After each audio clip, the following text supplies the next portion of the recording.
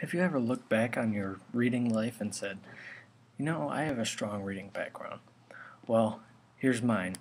I think I had a strong reading background, but I don't know, I'll let you guys be the judge. Here's my literacy autobiography.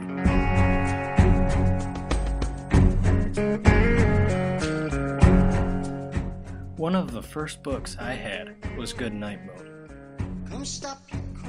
My mom would read it to me every night, along with Guess How Much I Love You and The Big Book of Things That Go. My mom has had a huge influence on my literacy career. Ryan always read as a young boy. He'd sit on my lap. His favorite book was The Big Book of Things That Go. We went through 4 of them while he was growing up because the first one ended up in the bathtub because he loved it so much. I had quite the education learning about front loader excavators, backhoes. Ryan could tell me what they all were from reading his book, which has carried over into what he loves to do now, which is cars, identify cars and helicopters, planes, trains, whatever moves. Ryan can tell you about all of the features of that vehicle. I've always encouraged reading for Ryan. If they had a hard time falling asleep at night, I encouraged them to read, and that's what they ended up, how they would fall asleep at night.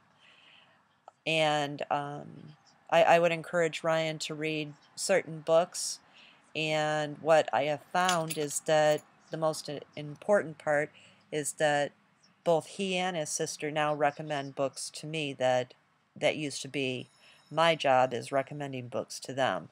So it's more or less a family affair, and Ryan's love of reading has been a direct result of all of that time we spent when he was little.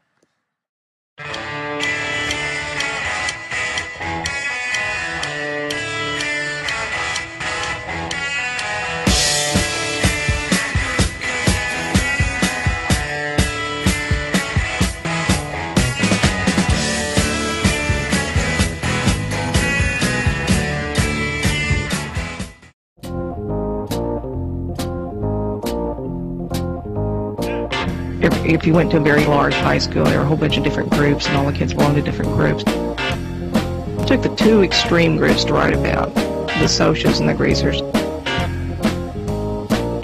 The socials were the real rich kids with the Madras shirts and wheat jeans. They stood around the main hall, and they did such cool things like get drunk and beat each other up and steal things and have drag races. And you had the greasers that stood around the back parking lot, and they dressed in black leather jackets and blue jeans, and they were just scummy, hoodie, terrible people who did, you know, scummy, hoodie, terrible things like beat each other up and get drunk and steal things and have drag races. I was just mad about the social situation. I just thought this was idiocy. No point anybody would want to censor it. I mean, some people say, well, it's violent.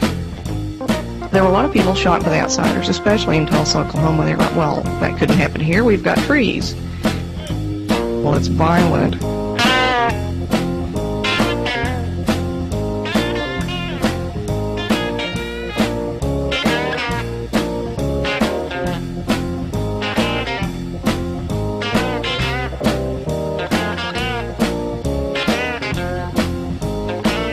When I was growing up, I felt like I was the only person questioning this fact that you got stuck in your group and that was where you were. The concept of the groups hasn't changed. The names and the uniforms have changed.